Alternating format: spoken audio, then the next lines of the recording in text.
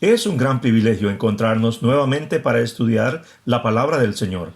Hemos iniciado la semana pasada el estudio de este capítulo 4 del Evangelio según San Marcos, donde se nos narra la enseñanza de Jesús por parábolas.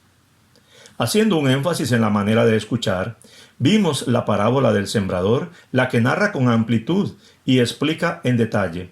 Es un cuadro vívido de la predicación del Evangelio, explicando que la diferencia en los resultados depende de la naturaleza del corazón de la persona al recibirlo. Hoy seguiremos con las otras parábolas, las que están relacionadas entre sí por las semillas. Tienen un significado común. Su tema es el reino de Dios. Dos de las primeras nos animan a compartir la palabra de Dios, queriendo Jesús que sus discípulos comprendan cómo crece la palabra de Dios. Nos lo enseña con dos. Terminamos el capítulo con el inicio de una sección. Desde 4:35 hasta el 5:43 nos relata hechos poderosos que responden a la pregunta: ¿quién es este? Pregunta que Juan Marcos nos trata de responder desde el capítulo 1 hasta el capítulo 8. Nuestro tema de hoy es Creyendo y Creciendo, basado en Marcos capítulo 4 del 21 al 41. Acompañemos a Juan Marcos a ver las enseñanzas del Maestro. Estudiaremos las parábolas de la luz, la medida, la semilla que crece y la semilla de mostaza. Más este acto poderoso de calmar la tempestad.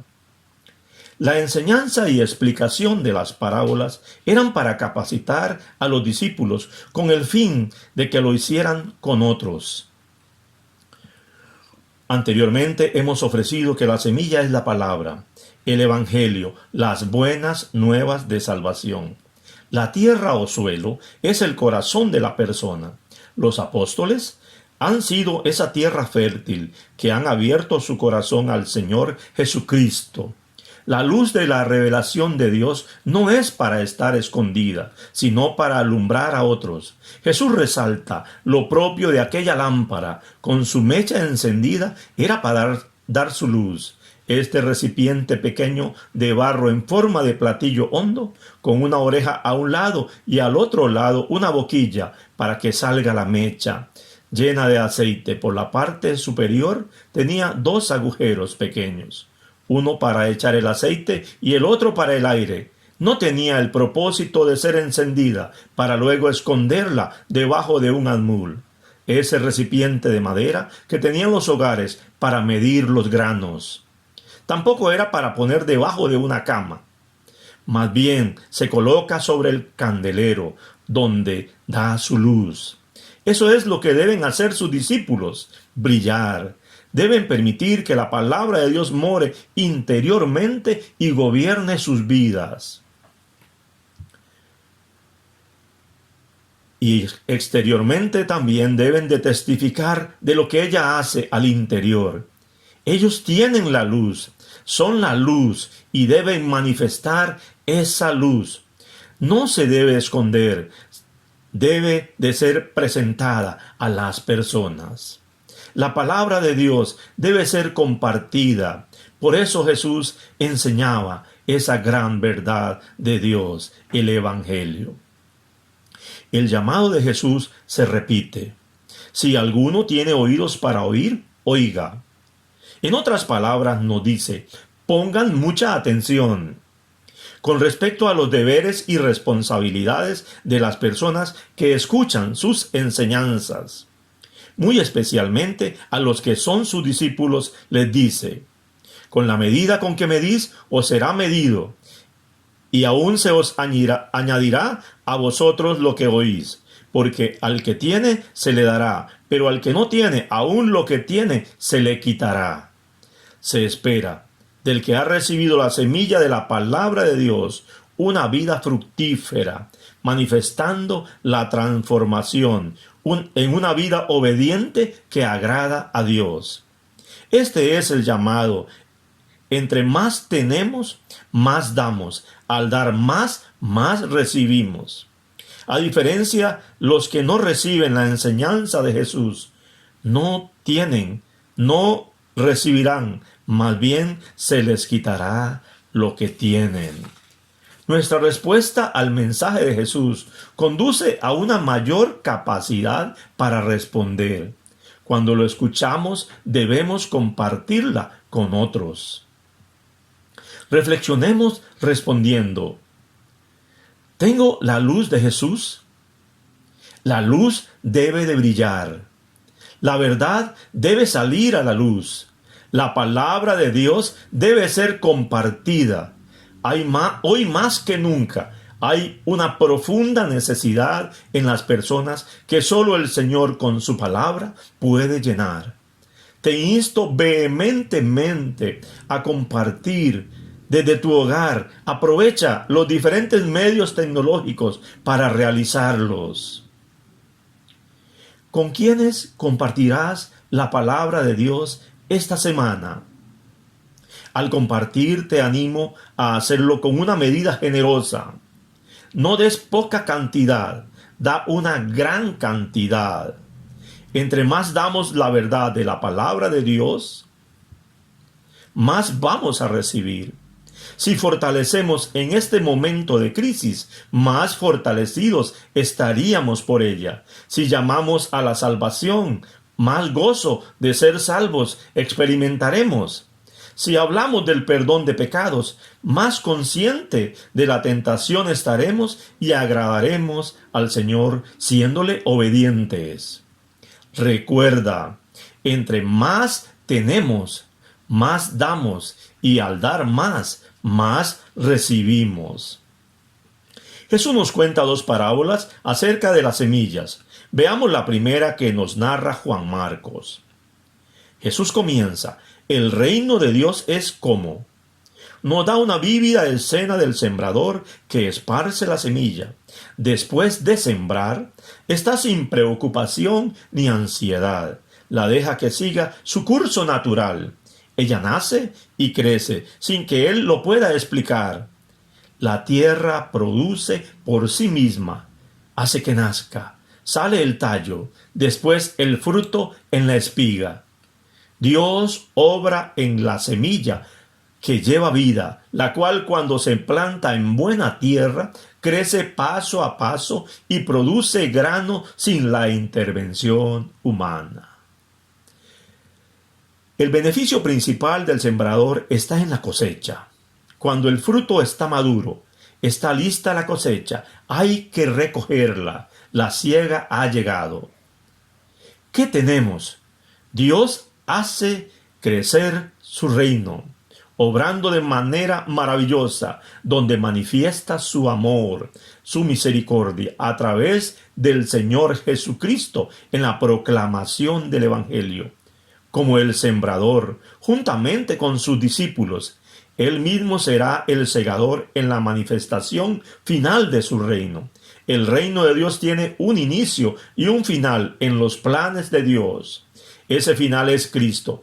Es eminente. Él llegará a recoger su fruto. Juan Marcos nos narra la segunda parábola acerca de las semillas. Jesús en su introducción hace una doble pregunta. ¿A qué compararemos el reino de Dios? ¿Qué parábola nos servirá para representarlo? Afirma que el reino de Dios es similar a lo que ocurre con el grano de mostaza. En la botánica hay semillas más pequeñas que la mostaza. En el ambiente judío, la pequeñez tenía carácter proverbial, hasta el punto de ser considerado como símbolo de las cosas más insignificantes. Así que la pequeñez de la semilla de mostaza puede mostrar que no hay vida, pero contiene todo lo necesario para crecer. La mostaza negra común es una planta anual que tras crecer de una pequeña semilla se hace la mayor de todas las hortalizas de Palestina, alcanzando una altura entre 3,5 metros hasta 4 e inclusive hasta 5 metros algunas. En corto tiempo, las aves del cielo se ven atraídas por sus semillas y la sombra de sus grandes ramas.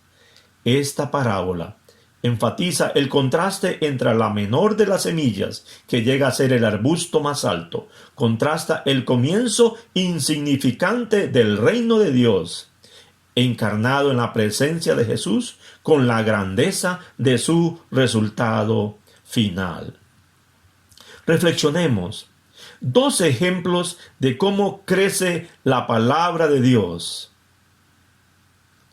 Después de tirada, Dios obra y la hace crecer. Crece como la semilla de mostaza. Cuando alumbras o compartes la palabra de Dios, no te preocupes por esa semilla. Dios, y no nosotros, es quien hace que crezca. Dios obra y la hace crecer. Solo sigue sembrando su palabra y un día verás cómo la semilla ha crecido, ha alcanzado ese tamaño para lo cual Dios está haciendo llegar a ella a las personas. Confía en la palabra de Dios. Ella crecerá. Dios la hará crecer. No pienses que no ha hecho nada, solo porque así lo parece. Aunque veas lo que sucede no es mucho, acuérdate de que las cosas muy pequeñas pueden llegar a ser muy grandes. Nunca cambies la semilla de la palabra de Dios. Por pequeña que sea, no la hagas ver más grande o mejor para atraer las gentes. Confía en que la palabra de Dios traerá su fruto. Crece como la semilla de mostaza. No volverá vacía. El primero del grupo de milagros es uno ante la naturaleza.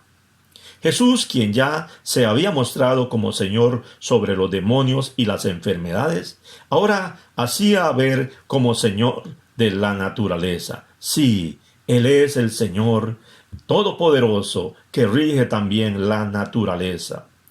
Los vívidos detalles de este pasaje indican que Juan Marcos relató el evento basado en la expresión de un testigo ocular. Nosotros damos los créditos al apóstol Pedro.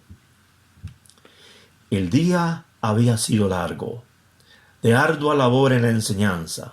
Sentado en la barca, atendiendo las multitudes sobre la playa, otros en las barcas que estaban cerca de él, y también en un tiempo especial a sus discípulos.